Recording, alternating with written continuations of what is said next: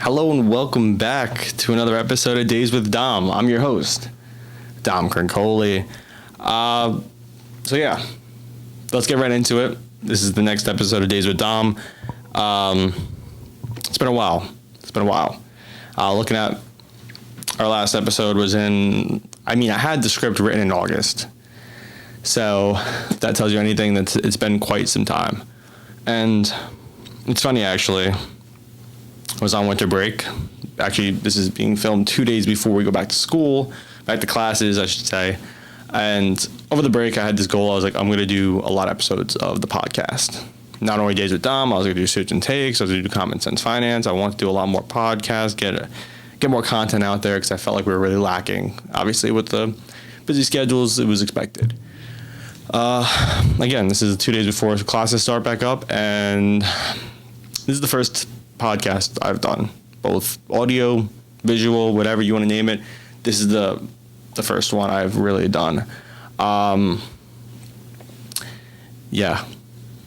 too excited about that, but I think a big step is actually getting in front of the camera, getting in front of the mic, turning on everything and hitting record. What's interesting is behind the camera, you obviously can't see it, but I have a whiteboard and I write down a lot of my goals for the day, goals for the week, just goals in general. Like if I have to go return something to the store, I'll put it on the board. Or if I have to study for a final or do some homework, I'll put it on the board. All the important stuff goes on the board. If it's on the board, I probably don't even remember it. And one thing that's been on the board for the past couple months has been Days with Dom. It's been just written in a red marker. It's still written on there right now. I'm looking at it while I'm speaking into the camera, and it's just been Days with Dom.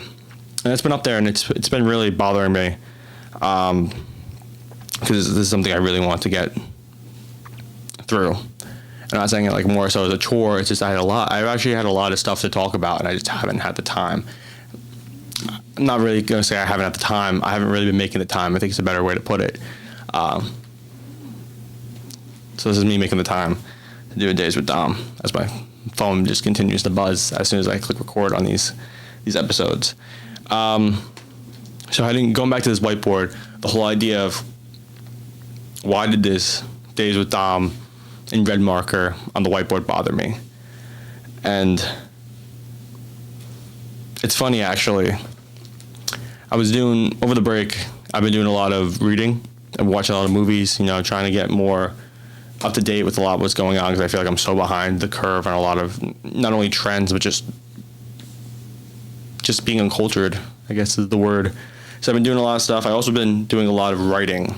I bought just this notebook on Amazon, whatever, to start writing. Like anything I found cool, anything I find funny, anything I find helpful in any way, I write it down. I'm like, oh, this guy just said this and I thought this was good, and I'll annotate in the book and I'll write it down. Or if I watch a show or a movie and I'm like, this is an interesting point or a really strong opinion that this guy has that's really impactful, I write it down. And I think it really helps me not only create these episodes because it gives me stuff to talk about that I find important, that I think I need to get out there. It also helps me really gather my thoughts, because you look back on what I wrote maybe 2 weeks ago and how I was feeling poor and down and just upset, and now you look at me 2 weeks later and it's like, wow, it's a different person. And you really get that capability when you write things down in a notebook. Obviously, I wish everything was in one notebook because I have this really bad tendency to just pick up any piece of paper or any notebook I have near me. I have like 3 of them on my desk as we speak, and just write down whatever I feel in certain notebooks. And I'm trying to put it all in one notebook because I want this one to be the main one, just so it's easier to carry around. It's smaller. As you can see, we're only on a few pages in. It's actually funny because I had when the last episode was recorded, because I do have it written down on the first page of this notebook. It was August 6th, by the way, is when I made the script and the whole idea for this whole podcast. And now we are looking at January 16th, and we are recording the next episode. So, again, going back, it's probably the third and last time I'll go back to this whole Days with Dom thing on the whiteboard. I brought up this whole question that I was asking myself about a lot of things in my life recently, and it's, why do we care? I ask myself that question, why do I care? But I think I ask the question in general, like, why do we care about X, Y, Z. So I wrote down some notes.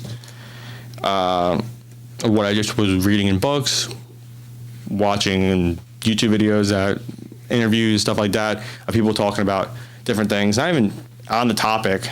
Just, hey, this guy wrote this, and I was like, oh, this is cool. Like, let me speak about it real quick. As I try to adjust my chair real quick. We're kind of spinning out of control. Not yet, though. Not yet. We're still, 5 minutes in, so we're not there yet. So this whole idea of why do we care? I think it's a question that a lot of people have, especially those that overthink, like myself. Why do we care about this person's opinions, or why do we care what society has to think? And I think it comes down to a number of different points that I want to make in this episode that are really going to be impactful, hopefully impactful for you moving forward, trying to navigate what you should be really caring about and what you shouldn't really care about. And that's not for me to be like, oh, you shouldn't care about this, because I care about everything, often too much. But it's kind of helping you navigate, kind of just take a mental break, kind of sit back and kind of reflect on why do you care about the things that you do, and why, and should you really be caring about the things that you do. So the first point that I just came about, and again, I have no credit here. I just kind of write down notes and thoughts, and if someone said something cool and I wrote it down, I'm stealing it right now, and it's plagiarism. I'm sorry, but this is taken from like a bunch of different platforms. So let's get right into it. This whole idea of why do we care? I think it stems from this whole idea of control. But what do I mean by that? Being in control of what? I think oftentimes we want to be in control of almost every aspect of our lives. I think there's rarely anybody that ever goes out and says, I don't want to have control over who I date, who I hang out with, what I eat for dinner, what time I wake up. I think there's certain aspects that we want to really control. And I think oftentimes why do we care is because we care about too many things that are out of our control. Such as what? You're probably asking. Two things that I see that are out of my control are certain scenarios. I can't control disease. I can't control scenarios that are out of my control. And you obviously know what I'm talking about. There's certain things that are just not in your control, and that's okay. And the second thing that you can't control after the scenarios that you can't control is the way people react to these scenarios and the way that people treat you. I think oftentimes we find ourselves so concerned over, I have to be in charge of this, I have to be in charge of that, as an advertisement plays above my head in the video version.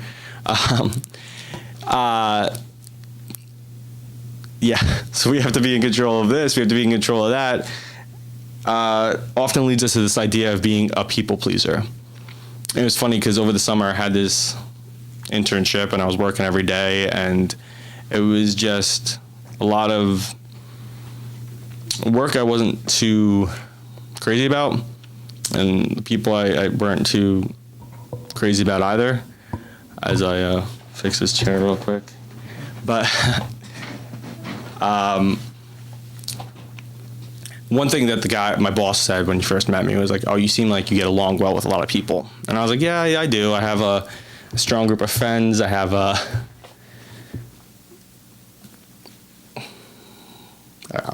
play a sport. I have a lot of things going for me. I have obviously this job, and I just like working. I like money. I like people. There's just certain things I like. And he's just like, yeah, you remind me a lot like myself. And I said, oh, that's in my mind. I'm like, oh, this is great. This is cool. This is awesome. Like, I remind myself of the boss. Like, he's going to like me. He's like, yeah, but then I realized I was a people pleaser. And I just went, what?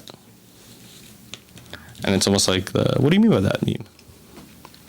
And he said, you remind me a lot about myself in the way that I really care about what people think about me, how people perceive me, how my friends perceive me, how my coworkers perceive me, how my wife perceives me, how my kids perceive me as a father. And he's like, I realized that it was getting very exhausting to please all these people when I really wasn't pleasing myself. And he said, I see that in you. And again, keep in mind that this was an internship that I wasn't too happy with what I was doing. It was kind of mundane, boring work. So I had a lot of time to kind of think and That was something I thought about even long after I was done with the internship. Probably the biggest takeaway I've taken from that internship is like, oh, am I a people pleaser? Like, my bosses call me that, holding back tears a little bit. No, I'm just playing. And it was like, why do I care? And it's like, now I'm caring about being a people pleaser because I care what people think about me. And now I'm just in this rabbit hole. And it's tough. It's a mental prison of like, oh, I care too much now, and people notice that I care too much, and they're gonna call me a people pleaser, so I have to stop caring about people because I don't want people to think I care too much.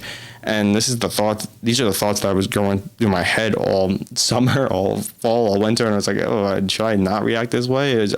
Am I that easy to sniff out? It's really, really a mental prison, and it's really, really exhausting. And the whole idea of like, oh, you're a people pleaser, or this or that. It wasn't directly calling me that. It was just like, oh, you give off the vibes that you really care about what people think about you. And I don't know if that's entirely the way you want to go about certain things. And I was like, oh, like, whatever. I just kind of brushed it off. But it was just something I took away. And it has me thinking sometimes when I react in certain ways. I was like, am I doing this for myself, or am I doing this for other people? And I'm not necessarily saying that's wrong. I'm just saying that could be a challenge when you start valuing other people more than yourself.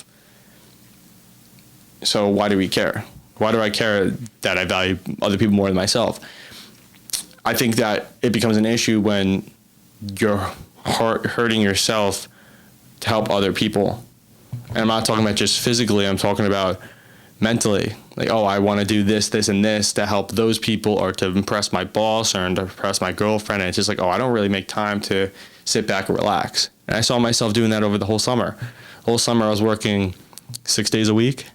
And that's not me bragging. That's me just saying what it was. I was working the internship. I was working weekends. I was lucky if I had a day off here and there. And on my days off, I didn't really want to do anything because I was exhausted.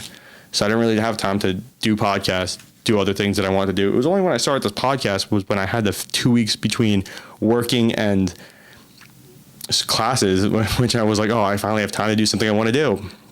And this is how the podcast was born. But going back to this whole people pleaser, being in control, maybe it's not the idea of actually being in control, it's the thought of, oh, I am in control now. That's powerful for some people. You want to have the mental capability to say like, oh, like I am in control of what is going on right now.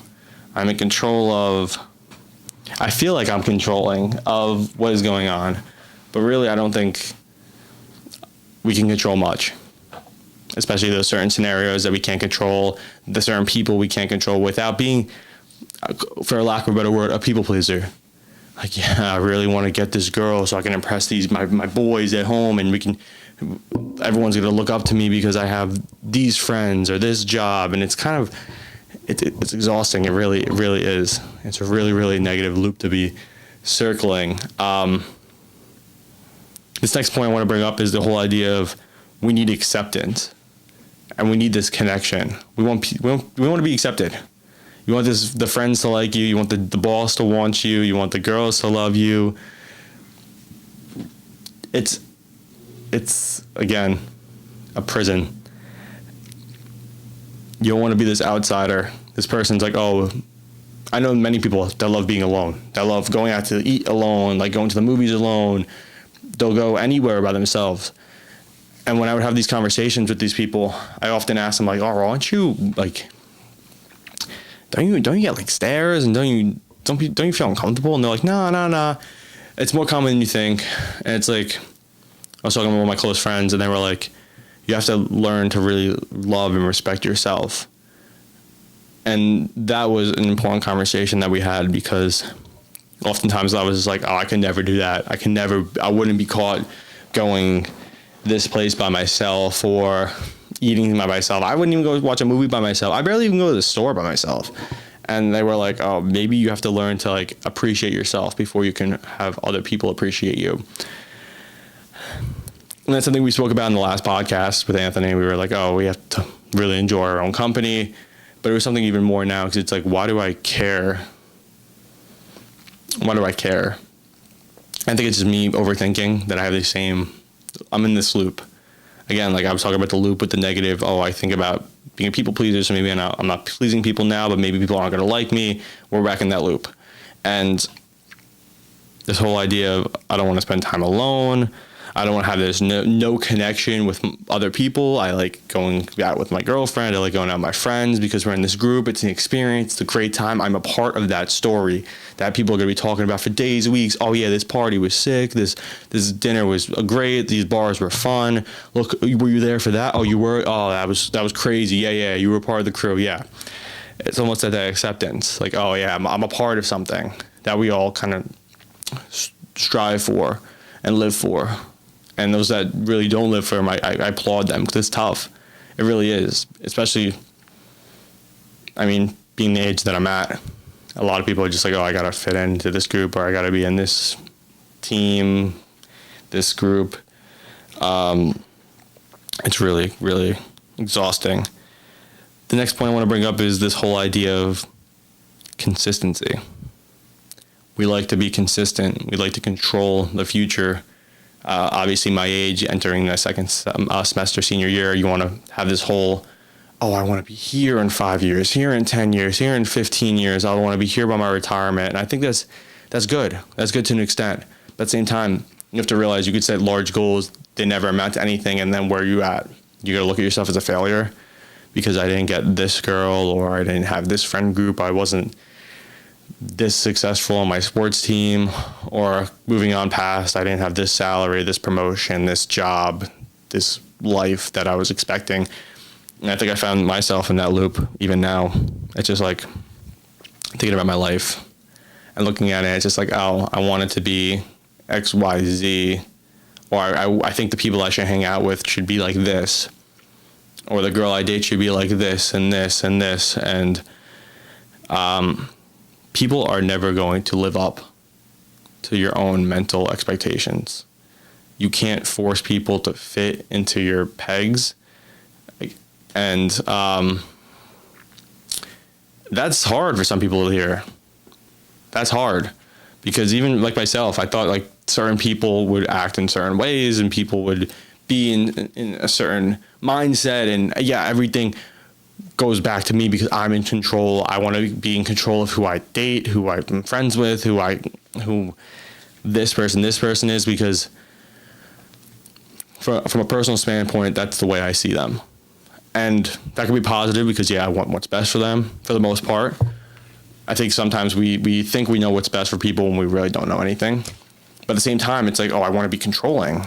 And do I want to be this controlling friend, this controlling boyfriend, this controlling sibling, this controlling son that thinks like, oh, I know everything, and anyone that doesn't fit into my mindset's bad? That's something we could talk about in a little bit too, this whole idea of good and bad. Is there such a thing as good and bad? That's something I was thinking about recently as well. Do we often think of actions as either good or bad? I don't know if necessarily that's the way to think about things, because you look at some things are just gray. Some people are just gray. And I'm not saying like complexion-wise, I'm just saying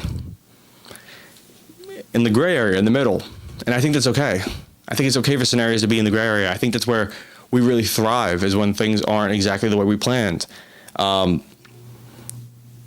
think that oftentimes we grow the most when we're outside of our comfort zone. And that comfort zone is that gray area for most people. It is for me. I hated it. I still kind of dislike it. The whole idea of not knowing this and not knowing that. And I have to be concerned about different things that I don't really want to be concerned about. I really, really struggle. I struggled and I still struggle with kind of being okay with things not being okay, because I'm like, oh no, I had this plan and I thought since I was young that things were going to go this way and they're not. So it's like, it's good to take a step back and kind of think like, oh, it's just like, it's okay. It's okay. Yeah, because it's not all good and bad. It's a tough way to kind of live through things, thinking that, this happened, this is automatically bad, or this happened, that's automatically good, and doesn't really give you a lot of leeway in when things aren't okay. It's just like, oh, not okay. It's automatically bad. Or like things have to be perfect in order for things to be good. And that's just not a positive loop to be in. Talk about those negative loops. We got to be in more positive loops. You have this whole idea of not feeling comfortable. This idea of feeling uncomfortable. I just kind of spoke about that with the whole gray area thing. And oftentimes, this is another big point, paying attention to things that are not consistent because we feel that those are wrong. Again, you set these high aspirations, you set these high goals, and when they don't work out, it's like, oh, I'm a failure at whatever I do. And you're stuck in this mental prison. It's like, oh, I set this goal for me 5 years down the line, and I didn't really live up to that. And I think that if you write your goals down now and you look at yourself and you want to be this place 5 years from now, this place 10 years from now, this place 15 years from now, etc., I think a lot of times you kind of miss out on a lot of those goals. I'm not saying it's a bad thing. I think it's okay. I don't think you should really harp on yourself for setting these high aspirations and then falling short. I think it's more of the process and kind of getting that progress rather than the whole end goal. If you're only seeking end goals, I think you really lack. I wouldn't say you lack, but you're really going to fail to enjoy the ride if you're only really focused on the destination. And that's also another miserable way to kind of go through things. With this whole like, oh, I only really care about the end goal. I'm only here to get my degree. I'm only here to get this salary. I'm only here to do this and go home. I think you miss out on a lot of valuable lessons. I think you miss out on meeting a lot of valuable people. And then I don't know if you could really thrive under those conditions. And again, we're talking about that mental prison. I think that puts you in some sort of mental prison of like, oh, I'm alone, when you're really not. I guess some other quick points, the whole idea of overvaluing status. We talked about norms, like, oh, I got to go out with this person, got to do this, got to do that for other people. Kind of overrated because it doesn't really matter. It's all like made up, fake. Like, who really cares? At the end of the day, like, oh, I find myself doing that, like keeping a mental scoreboard in a sense of like, oh, I +1 for this person or +1 for that person. It's like, oh, you're keeping track of nonsense that no one else even keeps track of. And it's like really exhausting when you're like, oh, this person owes me in a sense, I guess is the way to put it. Like, oh, they did this to me, so like I got to do this to them, and it's just, I think that can really be toxic. I don't think it could be toxic. I know it could be toxic when you're keeping these mental scoreboards of like, this person did this to me in the past, so you know what, I'm gonna do this right now because I need to even the score, and I have to, because I can't have anyone better than me, and if they beat me, they're better than me, and all this stuff, and they're gonna, I don't know, tell other people too that I'm easy to get over. I don't think that's a beneficial way to kind of live your life. And I'm saying that because I think I can relate to that. Like, I often find myself like, oh, I can't believe this boss, this friend, this whatever did this. So it's like, oh man, I gotta up the score. I gotta get over one on them because they got one over on me. I think sometimes things just work out exactly how they're supposed to work out, and it's kind of cool. It's very cool, actually. I think in terms of reacting to a lot of stuff, there's things I was speaking about before, these outsider factors. The two things we can control a lot of times are our minds and our reactions. I think at times you really, I know thoughts come in. It's like, oh, I really can't control how certain things make me feel, but I think I can control what I really focus my energy on, whether that's work, whether that's a hobby, whether that's, you name it, whatever you want to do to kind of get your mind off a lot of the things that really give you this stress, this anxiety, this feeling that you're feeling that you may necessarily want, or the feelings that you do want. like, oh, I really love this person, or I really care about this person, or I really want to be this and that. And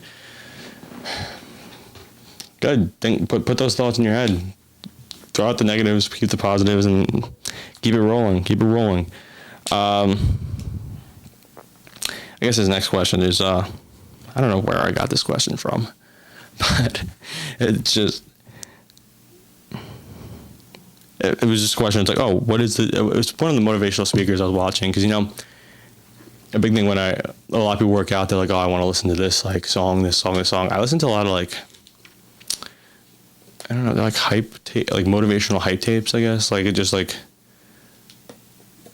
famous movie quotes, like famous, I guess, athlete interviews, and just like with the motivational music behind it. And it really gets you like ready to run through a brick wall.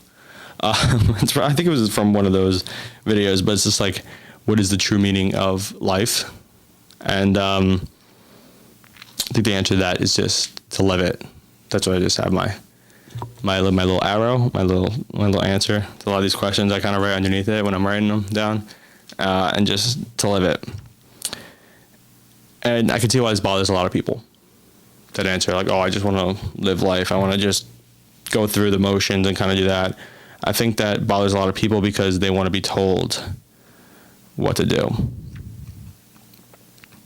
They want to be told, oh, I want to do this, get this job, go to this school, be friends with this, date this person, join this team, you'll be good. This is the manual, and you just follow that, and you kind of will retire, you have some kids, grandkids, and you'll be happy, and you'll die in your 80s. I can see why that's good. Have the manual and be like, oh, I know what I want to do. This is what I want to do. This is how I want to do it, and then that's how I get it done. But I think you miss out on a lot. I think you really miss out on a lot of just experiencing the bad, to kind of knowing what the good feels like. If you feel good all the time, what are you really experiencing? Like, oh, like everything works out. Like, it's just like, oh, this is so easy. I think when things don't work out, you're like, oh, you really appreciate everything a lot more. Or the whole expression of like, you don't really know what you have till it's gone. I don't think you really can appreciate what you have until you understand what the struggle is to get there. I think it's something I take away in my own personal life too. It's just something that like you take a lot of things for granted. I think I'm just saying like scenario wise, I'm thinking like people wise. Like, oh, like I think people would be very happy in my scenario. And I think a lot of people are unhappy in their own scenarios. And it's just like a constant loop of like, I don't want you to think like, oh, this person has a better thing than me and this person has a better thing than me. I just think that oftentimes we're so focused on like what this whole idea of like good and bad, like this thing's so bad, this thing's so bad, this thing's so bad, but there's also like this thing's so good, this thing's so good, this thing's so good.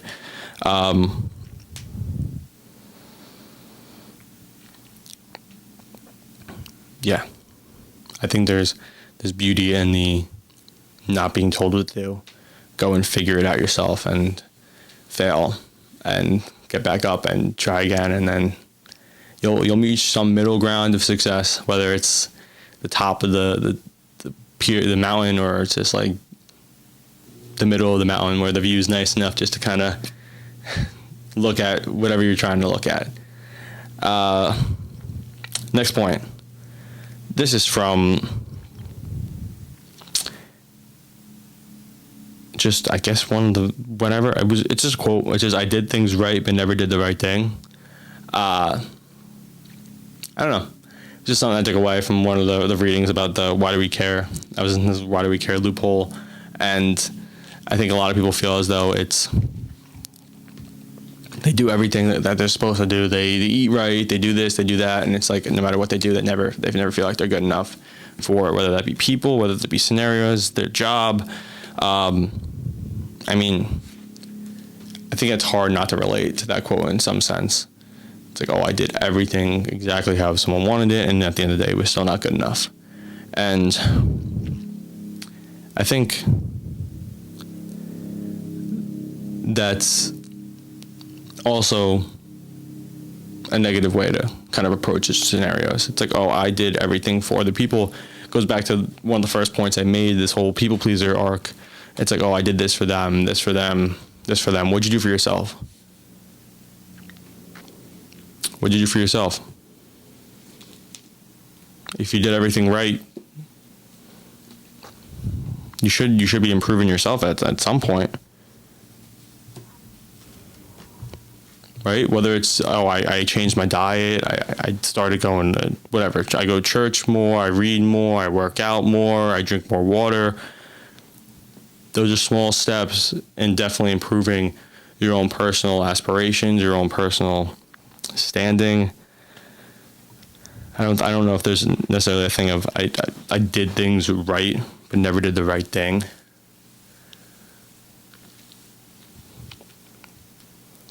I think that's all judging on what is the right thing. Is there a right thing? This whole idea of going back, good, bad, gray. What's the right thing? What are things that are right? I don't know. That's just some food for thought. Again, you have some basics. If I can get blank, I'll be blank. That's another statement you get a lot. If I could do this, or if this can change, I'd be happier. I'd be healthier. I'd be wealthier. Again,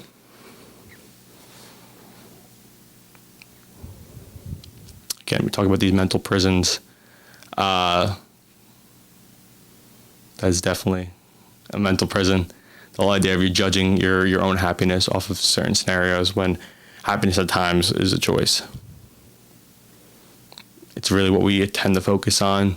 The people we tend to spend our time with is, I think, what truly makes us happy.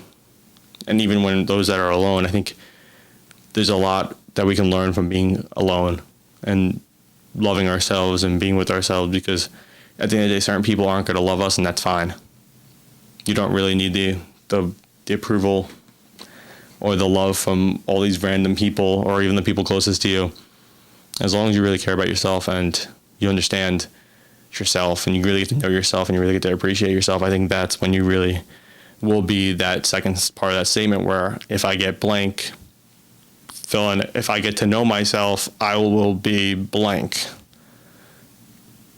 If I'm happy with myself, I will be happier, healthier, wealthier, because I know myself. I know what gets me going. I know what makes me tick. I know what makes me happy. I know what makes me sad. And I think that's a large part of what people are kind of missing. This whole idea of like, what makes me go, what makes me tick. And I think once you kind of figure that out, it could really be a dangerous weapon, because you're like, oh, I know that if I wake up at this time and I run in the morning, I get that runner's high, and then I'm ready to conquer my day, and I want to eat better because I just ran, and then the snowball effect goes all the way down, and it keeps going. And there's all these positives. So it's, if I could get to know myself better, I will be where I want to be. I think a question that a lot of people ask when we talk about, oh, why do I care? Or I'm like, oh, I'm so upset over certain scenarios that I can't control. This question often arises, like, why do these things happen to me? I think it goes back to that other statement. If I could get blank, like, oh, if I did everything right but never did the right thing, why do these things happen to me? It's an interesting question. Why do things happen to me? Certain things are out of our control, as I said before. Certain scenarios are out of our control. I think how we react to them, we can't control. And that's powerful.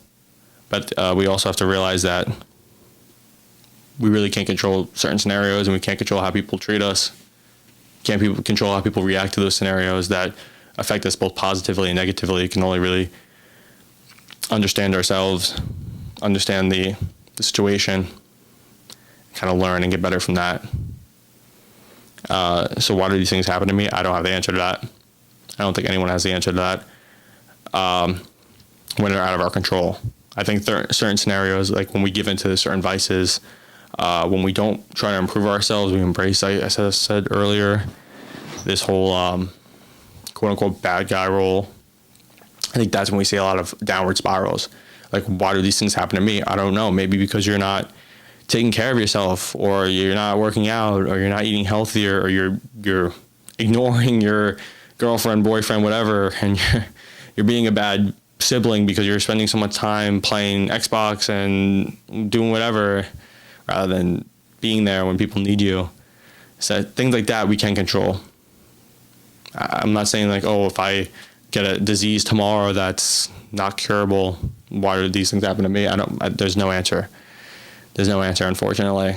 Certain things are, what we can control is how we react to them, and that's the toughest part. That's the hardest part. But I think that's the beautiful part of it. You can control the hardest part. I think that's really, really cool.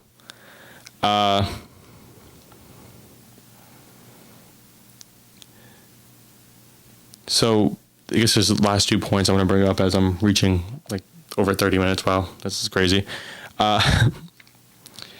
So the last 2 points, one of the points is never allow life to doubt why you started. And under that I say, am I going to stay true to who I am? I think oftentimes life throws us challenges to see if we could take the easy road. And I'm not saying like, oh, I can just conform to this, and this and be happy because that's what society says, oh, that will make you happy. I'm thinking more like, yeah, I want to fit in. I want to do this. I want to do that. I will give up my everything to be wealthy. I'll give up everything to be liked. I'll give up my own personality. I'll give up my own, you name it, you give it up for the peak of the mountain that you want to achieve. That whole second part of the statement of I'll be wealthy. I will give up myself, my personality, my family, my friends, my whatever makes me me, I will give that up. I don't think we should allow certain scenarios in our life to really make us doubt why we are the way we are. I don't think we should say like, oh, I'm going through a rough year. Maybe I should embrace this villain role and be, oh, I want to do bad things now because that's what life has shown me. I think you can light a candle in the dark and not curse the darkness. I don't think you have to think of being in the darkness and think I'm like, oh, I'm going to embrace it. I was born in it. The whole Batman line. I think you can really, really fight and really, really have a strong will and continue to do and be you when things are challenging. And we see that in our everyday lives of certain people. And I really respect them. I mean, I would hope most people would respect them. Those that are faced with insurmountable challenges and they do not lose who they are, or they get super wealthy overnight and they don't change who they are, and they don't lose their friends, and they're still good with their families. Because you look at it, the way I see it is a lot of people that are successful don't necessarily have a lot of what they were. They give a lot to be where they're at, whether that's their families, whether that's their themselves, you name it. I could see how in certain scenarios they give it up for the riches, the fame, to be I'm the best in the world. And I think, yeah, it can make certain people very happy, but at the end of the day, I think it makes a lot of people very miserable, and it becomes very exhausting. And I'm trying to avoid a lot of that stress and exhaustion. And I think that's staying true to who you are and who I am is the best way to go about that. And then I guess the last question, I was watching this motivational speaker. I forget his name, if I could pull it up right now. And the question that he brought up was the whole idea of what do we do when life says no? It's a rhetorical question. He ends the speech with, what do we do when life says no? And again, I'm looking at my phone so I can pull it up. It's Inky Johnson, by the way. It's a great video on YouTube. It's a very short speech he gives. Basically, a college football player makes a tackle, gets paralyzed, unable to use his one arm.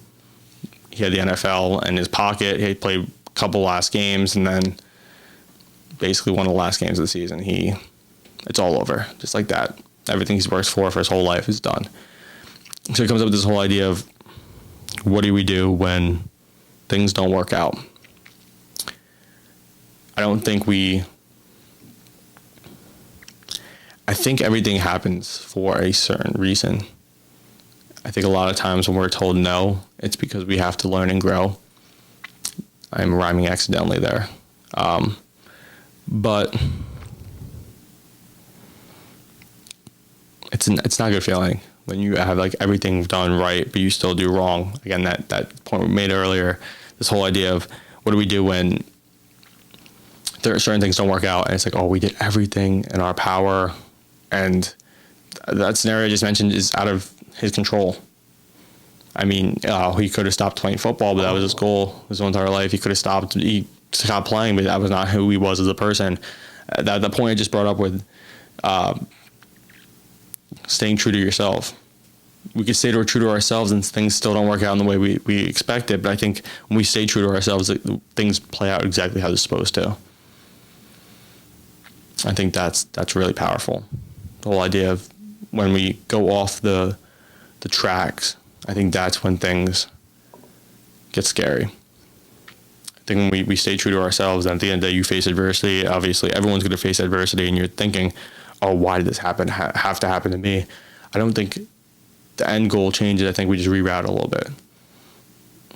And yeah, for certain people, that end goal does change. Obviously, you can't go to the NFL if you can't move your arm. But at the same time, you could do a lot more good than what you would have ever done in the NFL. Or put X, Y, Z. A lot of the scenarios I'm saying, you literally fill in the blank and it works out. So what do we do when life says no?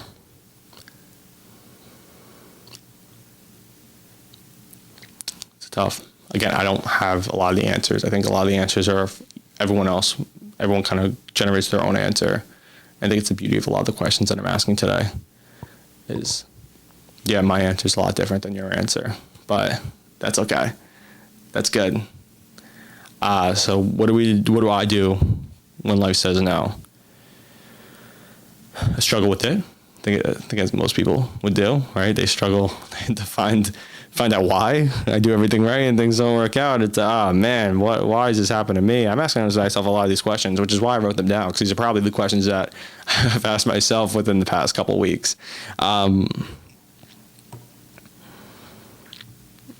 So it's like, oh, you wrote the question. Why don't you give us the answer? I think that's very insightful. A nice little lesson before we end this little conversation that we're having. Beneficial conversation for a Days with Dom. But this whole idea of what do we do when life says no? I think, I said it before, I think we grow. I think we really learn who we are. I think we learn that the way we were wired was not the right way we should be thinking, or the way that we were handling certain situations and scenarios was not the right way that we should be handling scenarios. The way we think that certain people should be is not necessarily how things are. I think it's okay. I don't think you should be scared of certain life saying no. I think possibly the most beneficial lessons and the best things in my life have happened when things didn't work out the way that I was expecting them to. And I think it's really cool. I said before, for lack of a better word, I think it's really awesome that life just works out that way. But I guess going back to the main question, why do we care? Because certain things are important to us. I think in a later episode that I'm going to be recording later, we're going to talk a lot about values. What does that mean? Why do things matter to us? Because we value them. But this whole question of why do we care leads us down this rabbit hole that can extend far past the 40 plus minutes that we've been discussing this. But why do I care? Or what do I care about? I care about things that are important to me. And what are they important to me? I write them down, the values that I have. Why do I get upset? Because those things break my values. And that hurts. That does hurt. But I think a lot of times our values can be adjusted because, again, I don't think everyone fits into, well, if you're like me, you put your values very high. And certain times people can't really live up because they're unrealistic expectations. And that's okay. I think it's okay to readjust and find different ways to think about certain scenarios and different ways to view what is good and what is bad. And this whole idea of being in a place that's not good, not bad, but gray, and that's okay. I, again, am rhyming by accident, but it's really dope. Anyway, let's wrap this up because it's been 45 minutes. And if you listen to this, you are amazing. Because I don't think I listened to myself speak for 45 minutes straight. But I will have to, I guess, because I have to edit this and cut it and clip it. Anyway, this has been episode whatever of Days with Dom, just another episode of Days with Dom. Thanks for listening. Have a good one. And I have one question for you. Why do you care?